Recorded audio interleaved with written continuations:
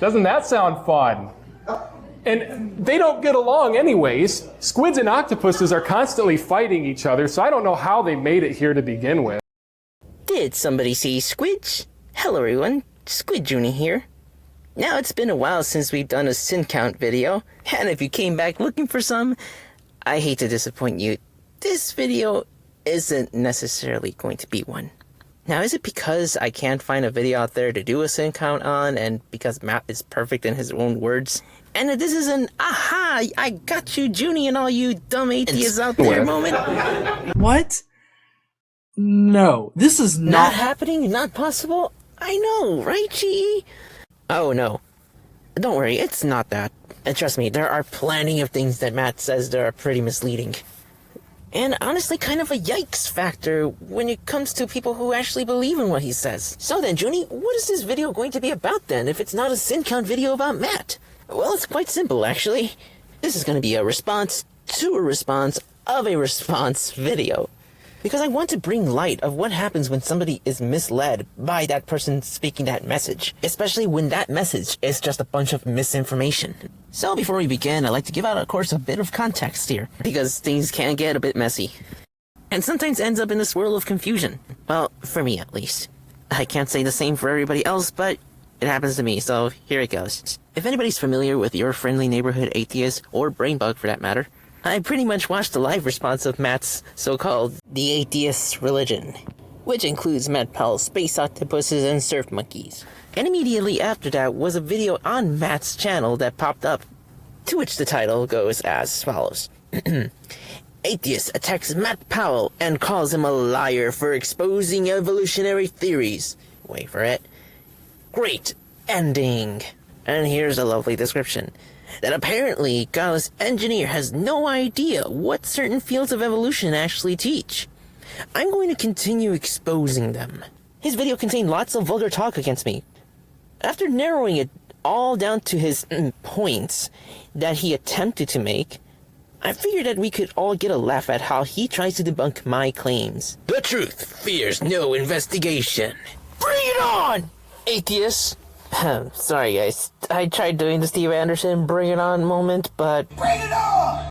Anyways, the description then adds that Dr. Raw Matt made the draft for this video and published it on his channel, so here's the link to the original video he made. And so I decided to swim through that trench and go to the original link that had the draft. A much shorter video and with 365 views compared to the one on Matt's channel. And was premiered almost a year back, to which I digress, has a lot more views than any of my videos, so I guess in that department, Raw Matt one-ups me. But enough jibber-jabber out of me, let's go watch the actual video response. And of course, anything that comes to mind, you can always leave it in the comments below. Because I'd like to know what everybody else thinks about this. So, here we go. Hey, we're going to be looking at Matt Powell again because he said something really stupid. Sure enough, evolution teaches that they hitched a ride on the back of asteroids. Doesn't that sound fun? What? No, this is not what evolutionary theory says. The survey said... Now, hold on a second, Raw Matt. And Matt Powell. Before we can even go on, let's just do a simple Google search on what evolution teaches. Now, honestly, it kind of sounds weird saying that a topic teaches, like if some sort of powerful deity is behind it all. Like a certain book some of us know that says it teaches it all, when it's most likely just information on a page, but a presenter is what actually teaches or tells the information. But let's type up word for word, what does evolution teach? Okay, here we go. Let's hit enter and see what we got. So, in biology, evolution is the change in the characteristics of species over generations and relies on the process of natural selection. So I don't see anything cosmological here. The theory of evolution is based on the idea that all species are related and gradually change over time. And then sure, we can go down and look at other articles as well. Like, for example, there's a question that asks, why is it important to learn about evolution? Or what's the purpose of evolution? What can we learn from evolution? So I looked at the purpose. Evolution theory offers a naturalistic explanation of the diversity of life. The theory of evolution is essentially that organisms adapt to their environment and new heritable traits that help them survive and reproduce are passed on to their offspring. So what's the point of this again? Well, now you can see what a simple Google search can do, which I'm sure you and your followers know how to do, Matt. Now, both presenters, meaning both Matt and Godless Engineer, are making the statement in general of what evolution teaches. So now the question begs, who was really being honest in their statements? The answer will shock you. The person who will gain this point will be, wait for it, Godless Engineer. So actually, Raw Matt, survey says yes. Hey everyone, Future Jyuni here. I know we weren't going to do a sin count video, but I figured let's still turn this into some sort of counting game. So let's do this. The person who is honest will get a quickie point. How about that? So each time a person gets an honesty point, you hear this sound. Got it? Alright, let's continue on with the video, shall we? Going back to the response video, Raw Matt later puts a screenshot of what appears to be an article. One red flag that I caught here was that this might not be even written by a biologist, especially after reading the first sentence that's shown. That due to the fact that there's no evidence of evolution, we must explain the existence of, octopi. Don't you mean octopuses? Alright, with the following fairy tale. That the squid eggs hitched a ride to Earth on the back of asteroids. And here's what a team of 33 authors in a recent peer-reviewed paper agreed to say. And before we even get to those 33 people, does anybody else see the red flag here, or is it just me? But anyways, let's keep watching. The next part presents a video clip from NBC News called, Is the Octopus an Alien? Octopus certainly does look strange, with bugged-out eyes, suction cup tentacles, and the ability to change color for camouflage. But a new paper in a peer-reviewed scientific journal posits that octopi aren't just strange, they're aliens. Well, dang, even the reporter gets it wrong. Is octopuses, dang it! In the journal, Progress in Biophysics and Molecular... Okay, yes, octopuses are amazing creatures. And this video clip pretty much demonstrates how cool they are. Now here's my problem with this NBC clip. Now the obvious is, of course, the reporter's using the wrong plural of octopus, but the report is just pretty much a presented idea. It's not necessarily trying to teach anybody about octopuses or cephalopods in general. And Raw Matt, instead of looking up information about cephalopods in general, from somewhere, maybe, I don't know, National Geographic, you probably just typed up Octopuses aliens on YouTube and you just clicked on the first video that popped up. To use for what again? I think with that video it actually contains some pretty good quality clips of octopuses. But it was mainly just to report about that conclusion those 33 authors made about octopuses. But just because it happened and it was reported doesn't necessarily mean that the entire scientific community, let alone marine biologists, accept that as fact. Also, any news outlet can report about anything, like aliens, for example, since we're talking about octopuses and being aliens. Would you just then use those clips to convince you that aliens exist? If not, then why are we even bothering using news clips? But anyways, let's continue watching. Shall we? First clip, Matt Powell is going to lie to you about cephalopod evolution. Squids and octopuses have a different genetic build than any other creature in the world. So scientists have come to the conclusion that they couldn't have come from any other sea creature. This is a lie. The survey said... Now hold on a darn minute there. Matt, you're doing the same mistake you did on your previous claim. Do you see how you generalize things right there? Again, you're making it seem like all scientists and marine biologists have come to this conclusion. So that when GE actually says that this is a lie, he's not far from the truth. Which is why being careful of how you word things is pretty important. Just ask our former president.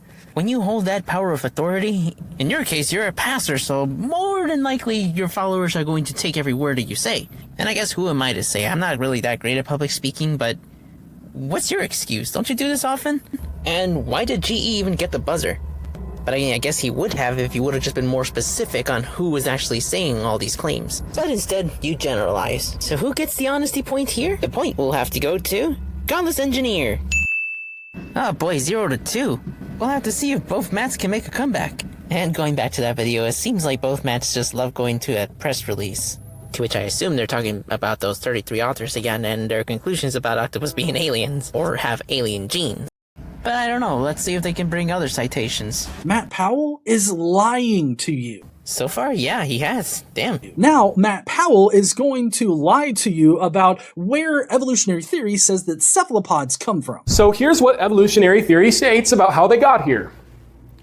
Evolution says, or evolutionists claim, it says one plausible explanation, in our view, is that the genes are likely new extraterrestrial imports to Earth.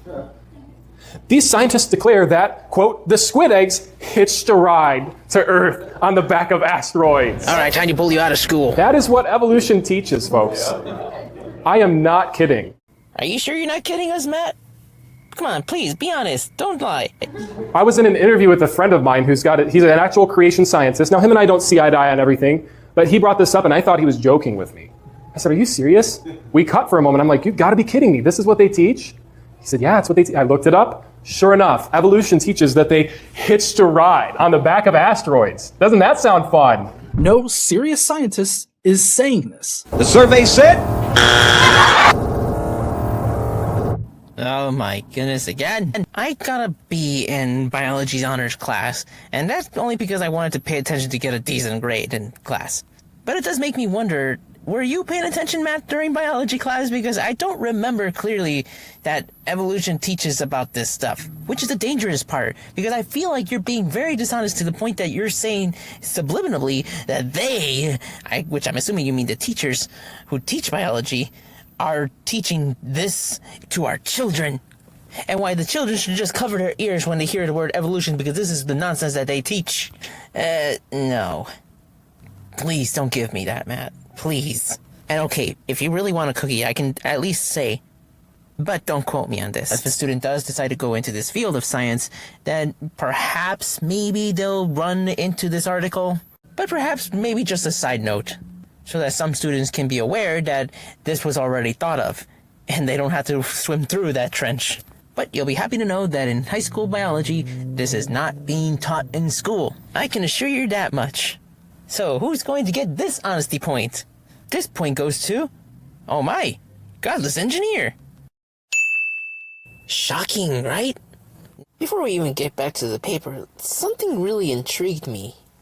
They don't get along anyways. Squids and octopuses are constantly fighting each other, so I don't know how they made it here to begin with. That really had me wondering, do squids and octopuses really fight each other all the time? Maybe in a specific game where my avatar is really based on, that involves squids and octopus humanoids to constantly fight each other for the battle of power. And it'd be pretty cool if that's what it was based on. Because of my curiosity, I really wanted to know, so I searched the internet and found really no answer. So I had to ask a friend of mine, who has much more knowledge than I do on certain topics. So everyone, meet BrainBug. Hi, Jyuni. How's it going? So, do squids and octopuses constantly fight each other all the time? So squids and octopuses are both opportunistic predators and scavengers that will eat most anything they can subdue and consume. And that would include each other. But with that said, neither is a primary predator of the other in any known biome. This is due largely to niche partitioning. Most octopus species prefer enclosed spaces, so there are some species of octopus that can be found anywhere from the intertidal zone to the abyss, so long as there's cracks and crevices that they can hide in. This environment lends itself well to hunting their favorite prey, which are mostly invertebrates, specifically crustaceans, while squids, on the other hand, live suspended usually higher up in the water column and share a lot of convergence with pelagic predatory fish, and that's in both lifestyle and habitat. Awesome, man. Is there anything else you want to add to this crazy ride? Yeah, let me clarify niche partitioning, because that's very important to the way that these two groups interact with each other. Niche partitioning is a process in ecology where two species occupying the same ecological niche can't retain that balance, and one will inevitably drive the other either into extinction or push it into another ecological niche in which it adapts to different behaviors and lifestyles in order to avoid competition with the other species. Well, I appreciate you taking the time to spread some knowledge to us. I see you also brought a friend from the hive there. But, BrainBug, I must ask, when that day comes, are you ready to accept our cephalopod overlords?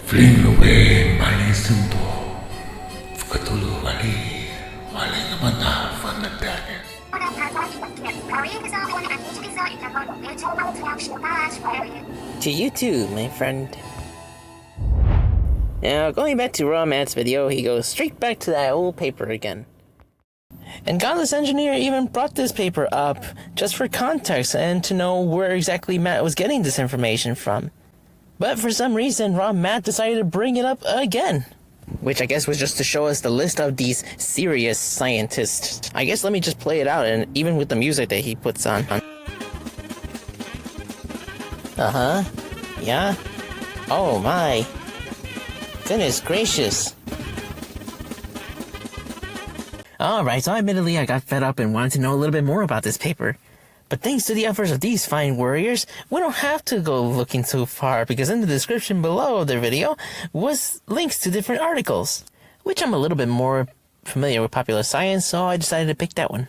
And this one was released a couple months after that one, which was titled, Octopuses Are Not Aliens, But Boy Are They a Bunch of Beautiful Weirdos. Reading it through, I stumbled upon this part where it says, octopuses seem to be particularly prone to alien theories. The most recent is thanks to a group of scientists, none of whom study zoology and many of whom don't even study anything biological, wrote a paper in the journal Progress in Biophysics and Molecular Biology, which is that darn paper we keep referring back to. Which I guess I gotta give them props, because these people sure stirred things up here. To the point where you got Christian creationists using this against evolution for some reason. Even though creationists won't take this stuff serious either. Unless the whole grand scheme of this paper was just to get creationists and evolutionists to agree on something. But anyways, we're finally getting to the meat and bones of things here. Sorry, vegans and vegetarians. Maybe pulp and stem things. I don't know. So now we read on to the paper that talks about the 33 authors that co-signed their names to this paper, including the man who originally proposed this highly controversial idea in the 1970s. Which I guess, going back to Raw Matt's screenshot, shows that part where this is not the first time octopuses have been labeled as aliens by the press. But does that really tell us anything? So let's go back to that popular science paper. It continues that, though the authors clearly believe their own theory, they're describing it as evidence-based, yet without any of the necessary evidence. Now, the main statement about viruses, microbes, and even animals which came to us from space cannot be taken seriously. And then we get another biologist who actually specializes in cephalopods, saying, to be truthful, this paper seems to be so badly written and full of misleading statements that I cannot believe that it passed peer review in any respectable journal. He also asked whether this was perhaps the April Fool's issue of the journal. Which I guess I have to admit, this sounds pretty hilarious knowing that there are April Fool issues out there. Anyways, here's another thing that caught my eye. Was that back in 2016, yet another set of headlines proclaimed that an octopus DNA came from space. Which was wrong. But persisted because some researcher gave a reporter a juicy quote about an octopus practically being alien. These folks probably don't understand that no matter how many times you say something wrong, or how loud you say it, it's still going to be wrong. Which I guess makes me wonder why somebody like Raw Matt wouldn't understand why GE says this. It's very important when you read these journal articles to also listen to dissenting opinions about the journal articles. They most likely will point out flaws in that particular article. A lot of times that will cause the original authors to rework their paper and resubmit it. Typically this is shown on the journal articles page online. This didn't happen for this particular article. I normally have a high sense of humor, but I really don't understand what's funny We here. know that the cephalopods are part of the mollusca clade, which means that they are genetically and physiologically linked to other species within this clade. And that clade is itself a derivation of a previous clade, because that's how evolution works. Agreed. Although I don't think our friend Raw Matt here understands it, and so he decides to go back to bring up the same old point again. However, using this after GE's clip makes it seem like Matt really agrees with them. So I'm really just wondering why he's even using it to begin with. But then decides to use this verse. It's this verse and the verses leading up to them pretty much wants to assert that everyone in the world should know about God by observing his creation, and that nobody should have any further questions other than just, well, God did it. Because if you come to other conclusions, then you're unrighteous or just willingly ignorant of the so-called fact. I guess the indigenous people in other parts of the world didn't get the memo. To be a good example, Dark Matter 2525 does have a video on this, so go ahead and check it out. And sorry to say this, Matt, but there are some Christians out there who do accept and understand evolution. Most likely they believe that God created simple organisms and let time run its course. Heck, there are Christians that accept that the creation story is just merely metaphor or poetic, not to take literal. But see, I'm not generalizing here like you, Matt. I say some people, not all, which is how you wanted to paint this. That's like me using Pentecostalism to paint a picture of all Christianity. Or even worse, for the Protestants, using the Catholic Church. And if you want to talk about the creation story and what it scientifically teaches us, and boy do I got another video coming up. Then Matt Powell ends it with this. You can either believe that in the beginning was the Word, and the Word was with God, and the Word was God. It's powerful, amen? Or you can believe that squids hitched a ride on the back of asteroids to get here to us. You have to make that choice, folks. And a wise person, an honest person will come to the light. He that doeth truth, cometh to the light. Well, there's one thing that at least we can all agree on, is that this paper is a bit off. There is no real evidence that shows us that squids and octopuses come from outer space, let alone an asteroid. So, look, cephalopods are amazing and weird in their own little way. Who am I kidding? All of marine life is amazing. If you want to talk about strange creatures, just look at the deep sea creatures. Sea anemone are weird as heck too. And let's not even forget the jellyfish. How? Just how? Well, when we take the time to observe things, it's clear that evolution takes place. We find similarities between different creatures. Sure, there are different hypotheses that are thought of to get us to how evolution works, and they will be put to the test. But there are those who want to hold on to their radical hypothesis, just like those that want to say that octopuses are aliens. Which is why GE said this didn't happen in this particular case. Just like some Earth creationists want to hold on to their own fort. And it would be cool to have octopuses and all cephalopods are aliens, because I will welcome them as my overlords.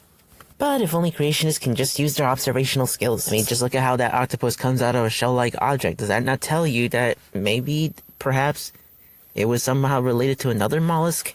Or other creature that had a hard shell covering? Like ammonites, for an example. Those curls look like how the octopus arms curl up. Is that just coincidence, or is it just me? And speaking of alien-like features, did you know that cephalopods have blue blood? So give it up for our winner of the honesty test was Godless Engineer with 3 points. While Matt, well, got 0. So what did we learn? Well, clearly Matt doesn't know how evolution works, and so he decided to give his own interpretation and use the worst example just to say that this is what is generally taught. Should we be surprised? No. When we look at the comment section, it's pretty compelling. If only Persephus and GE were here to read these. That's it for today. Thank you everybody for watching, and hope you really enjoyed it. I know I did, and I'm sorry it took me a long time to get this video out. I just really wanted to make sure I got most of the information correct and did a little bit more research than I usually do. And plus I'm very passionate about cephalopods, especially our coleoid friends. And with that said, as always everyone, be you and embrace in self-love. This is Jyuni, the cephalopod enthusiast. Are you squidding me? This took me 666 takes!